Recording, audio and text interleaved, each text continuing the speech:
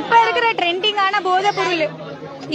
ட்ரெண்டிங்கான போதை பொருள் என்னன்னு பார்த்தோம்னா மொபைல் போன் தான். இந்த மொபைல் போனை வந்து இன்னைக்கு இருக்கிற ட்ரெண்டிங்கான பாய்ஸ் அண்ட் கேர்ள்ஸ் எல்லாருமே யூஸ் பண்ணிட்டு இருக்காங்க. மொபைல் போனை வந்து நம்ம வந்து தேவைக்கு யூஸ் பண்ணலாம், தேவையில்லாம நம்ம யூஸ் பண்ணக்கூடாது. இந்த மொபைல் போன்ல வந்து நிறைய ஆப்ஸ் இருக்கு.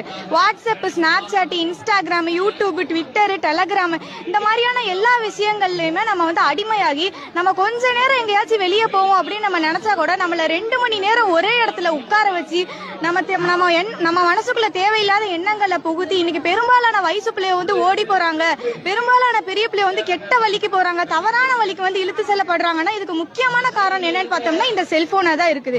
உங்களுடைய கரங்களால் நாசத்தை தேடிக்கொள்ளாதீர்கள்னு அல்ல இந்த போதைப் பொருளை மட்டும் பார்த்து சொல்லல, முக்கியமா இந்த மொபைல் போனை பார்த்து தான் சொல்றோம்.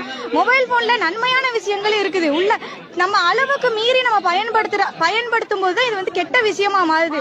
உள்ளக்கைய பயான்கள் இருக்கு, நிறைய திக்ருகள் வருது, இப்ப நிறைய ஹதீஸ்கள் வருது, பயான்கள் வருது.